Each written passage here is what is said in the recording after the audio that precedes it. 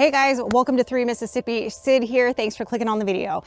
Today is going to be a little bit of an update day. I'm going to show you some of the things that we've been working on and some of the progress that we've made on some of that. And I'm going to try to get a little bit of my garden bed cleaned up here. I know I'm only going to be able to do part of it today because I do have to go into town, but I should be able to make a little bit of headway. But our laying hens and our meat birds arrived the other day. So I'm going to take a look in the brooder with you and show you how they're doing.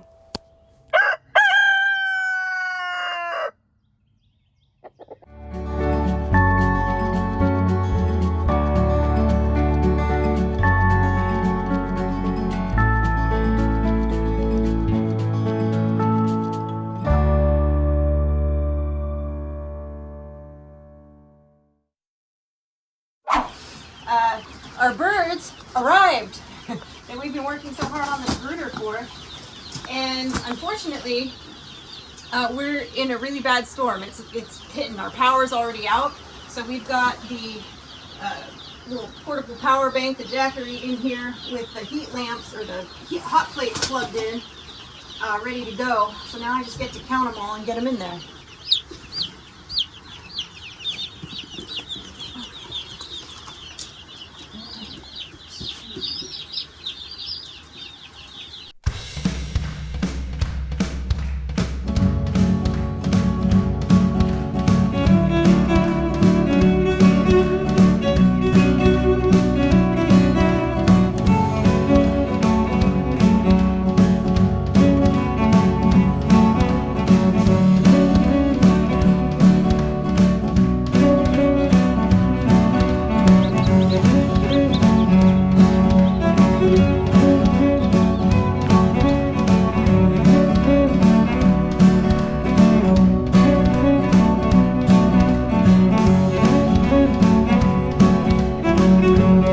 So the power is still out, and I just came out here. There's a little bit of a lull in the storm, and so I came out to check on everybody.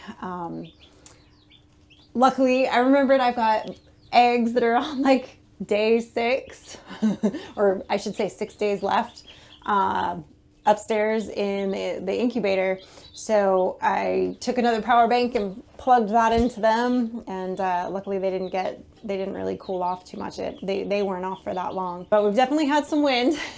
There's like trees down on power lines, which is they're working on getting it back up. It's been kind of coming off and on, off and on. So of course we would get the power out like right when the chicks arrived, like literally. Like I had turned on the hot plates.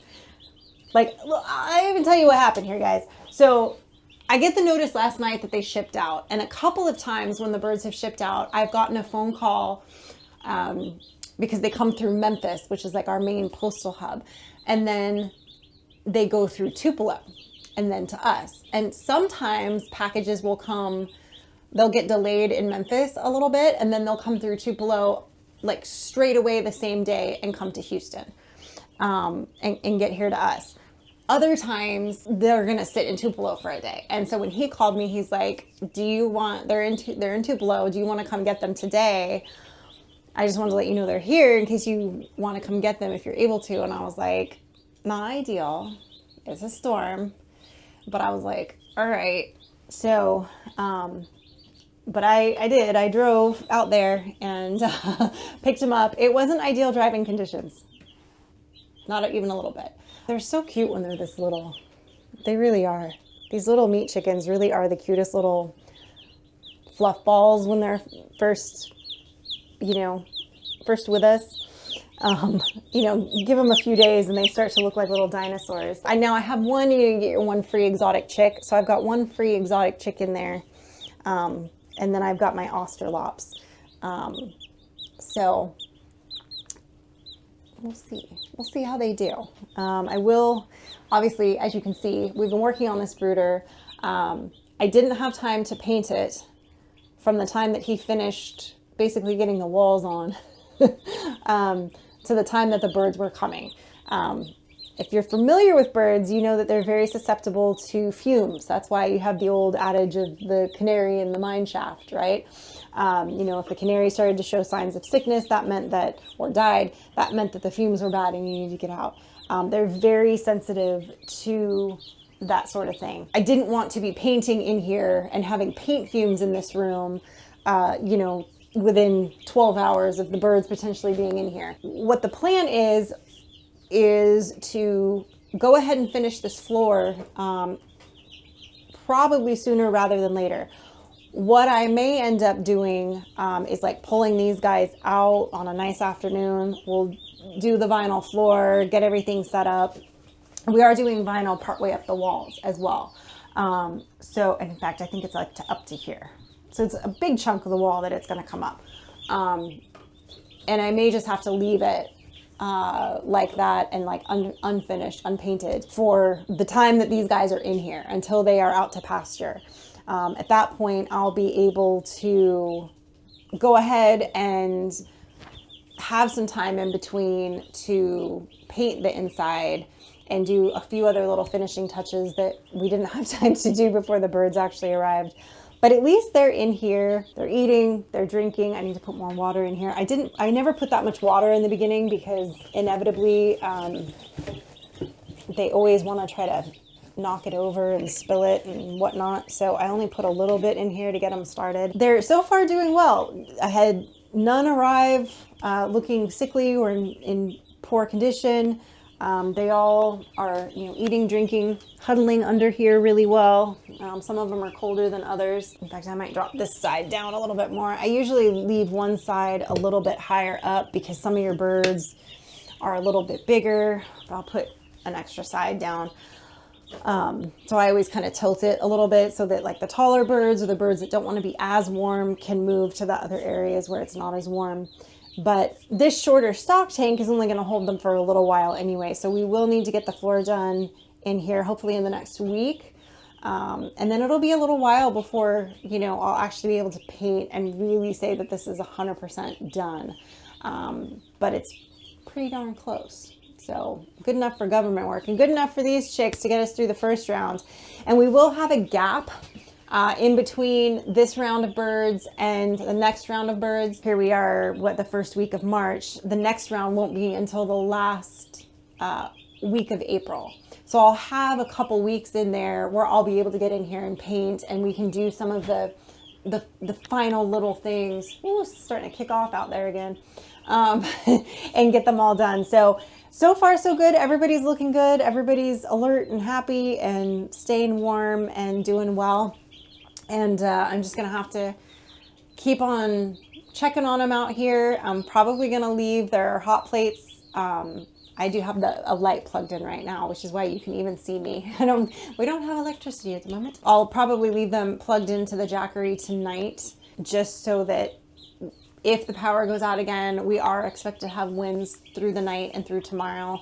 I'll probably just keep checking it, make sure the power is still good on it, and then just let them stay hooked up to that because the last thing you want is the power to go out 3 in the morning, you're asleep, and you don't realize till 6 a.m. that their heat plates have been off for 3 hours. Not that it's particularly cold right now.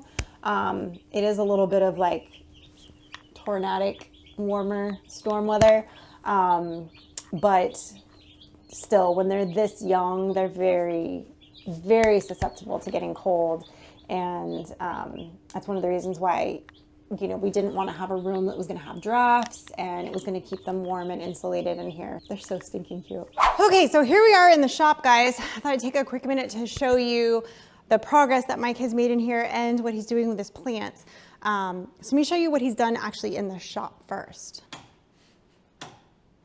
So he finished installing these lights and putting the drywall in around them. He still has to drywall inside of here, but he finished mudding, taping, all of this area. I think he still has a little bit more taping and mudding to do on this, like where the lights are. But he's definitely made some more progress out here with regards to getting this more and more completed, which is exciting because then he'll be able to organize things even better in here. So these are the plants that Mike started last night. These are a lot of his different pepper varieties. He's got them started, several seeds in each one, and he's got them just planted last night. So in a couple of days, we'll see a little sprouting of my hot peppers that I love so much that he grows for me. And then over here, in his grow racks over here, he's got his lights set up. He's got his little fan right here blowing on him gently in the breeze. These are all his brassicas. He's got broccoli and some kind of cabbage. I forget what he said he was planting here, and he doesn't have them labeled, which tells me that these are all, like, he can identify them easily. And then he's got more down here. I know he was, he got some, I think it's called pink star okra that he's gonna be doing this year. That's supposed to be slimeless okra. So let me know in the comments if you guys have ever heard of it. Pink star, I believe it's called, okra. And it's like slimeless okra. You're supposed to be able to cook it any which way and not get the same slime that is what turns a lot of people off of okra. But look at them all popping up. Like you can see they're all popping up through here. They're looking good. He's got quite a few seeds started. I know he's got some more to do, but they're really coming along, and he's got quite the little, he's got all his seeds out here. He's ready to really get these guys ready. Usually our last, ready to go in the ground, I should say. Usually our last frost is right around his birthday, which is the end of March. So a couple more weeks here and we'll be able to get these in the ground and start really growing stuff. It's exciting.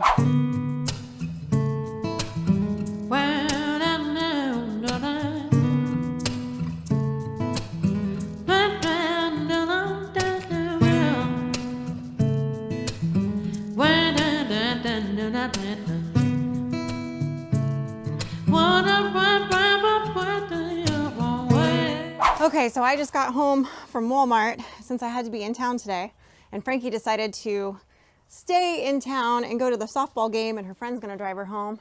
I picked up a bunch of mulch. Don't get in my truck, bunko. You hate being in the truck, but if I leave the door open, he'll wanna get in. So I got some mulch here. I still have more cleanup to do, but I got a good deal on the mulch, and I got more play sand because it's going to be about time to gut the coop and do new bedding for springtime here in a minute. So I need to pressure wash the front of the house. The problem is it's so tall, I can't reach it with the pressure washer. So rumor has it there's a guy in town that does it. I want to see how much he charges to come and pressure wash it because it looks pretty bad right now.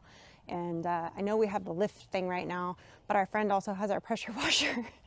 So I always have one and not the other. I never have both at the same time to be able to use the lift. And even with the lift, I still think I wouldn't be able to get tall enough to do that. So I might need to hire a professional because I'm not crazy about getting way up there. But I need to trim these back. I'm going to do this first before I go clean this out because this area is going to get darker before that area does.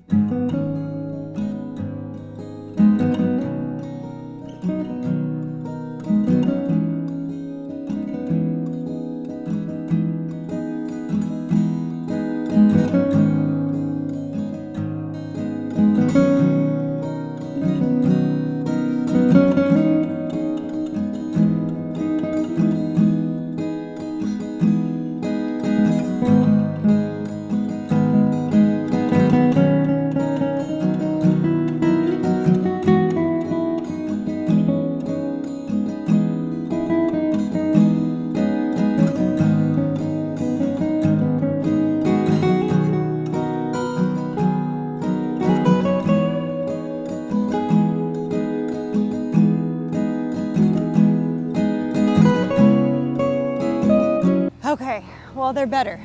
There's a big tree that had a vine growing up the side that my kid killed the vine, but it was still up there. So I've got several piles now of dead limbs out here that I'm gonna need to rake up tomorrow and obviously do some edging and weed whacking over here.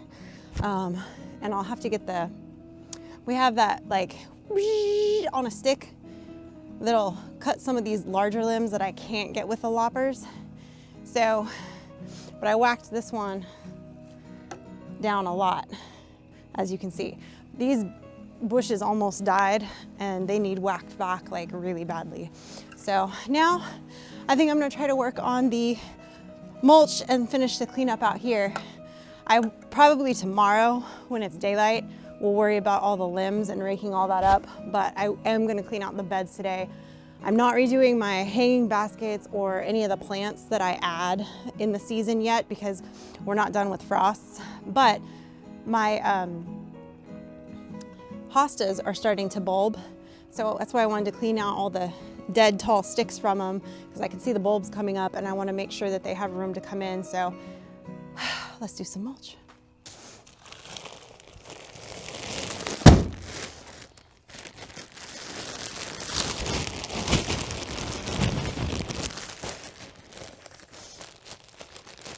You know what I did grab was a pocket knife, but actually these are ripping open pretty easy, so maybe it's okay.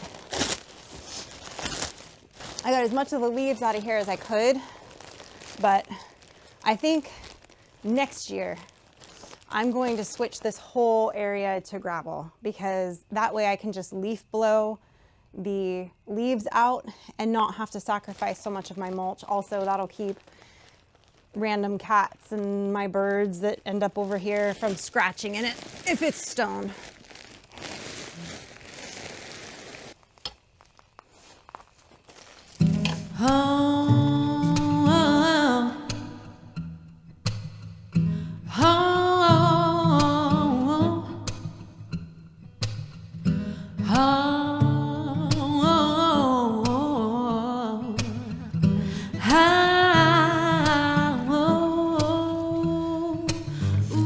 Tomorrow, I think, since I have run out of daylight out here and I still have more to do on the edges where it's dark and I can't see, I'm going to just finish this section right now and then come through here and cut out the rest of the old plants from there that need to go, and get the electric little handsaw thing out so that I can properly finish some of those larger limbs on those bushes and a couple of vines that are starting to come back that I want to try to eradicate, and get some of this edging cleaned up and all that good stuff. So, and I'll have some weeds to pull. There's a sapling that's growing over there that I need to dig out. So there's a few things like that that need to happen that I'll do when the sun's back up. 'Cause I got some of my plants starting to pop through here. So, and I don't mind putting some of this mulch over some of, this is the wrong rake. Where'd I put my good rake? I was like, no wonder it's not doing what I want it to do. That's the flimsy rake. I want the robust rake. Let me get this and then sweep all these edges. Pull some of these weeds that are at the edges a little bit. Make it just look mo better. Make it look mo better. But it's already, just doing this little bit of cleanup makes it look so much better already. You know, during the winter, there's not much you can do because, you know, the plants, the hostas are still going into December. And then it starts raining, and by then I can't, you know, pull out the old stalks or anything until it's time. But this is gonna look better when I'm done. So I still have things I have to do tomorrow out here to really be able to put a pin in this and say it's a done task until the last frost, when I can change out my hanging baskets and replant those and get myself some more wandering Jude, because that's my favorite. Cleaning the rest of this out tomorrow won't be bad in the daylight, provided it's not too cold or windy, but I think we're going to be okay tomorrow. And then my little outdoor paradise will be ready for spring. So the chicks are doing great. As you can see, I'm happy that they're here. They're in the brooder. We may be pulling them out this weekend and working on that flooring so that I can release them into the space more, and pull that feeder out. Like I said, I did have one that hopped out, and I made sure I moved everything in from the sides, but sometimes they just hop, like, I don't even know. But anyway, so they're doing great. Mike's seeds are doing great. They're off to a great start. And this is the one gardening thing that I do, is out here on the porch. I really do enjoy this area a lot. I spend at least an hour a day out on the front porch in the morning with my coffee. And then when the weather's nice and the days are longer, sometimes I'll come out in the afternoon and have a tea or, you know, maybe a beer if it's been a long day, but not till after Lent.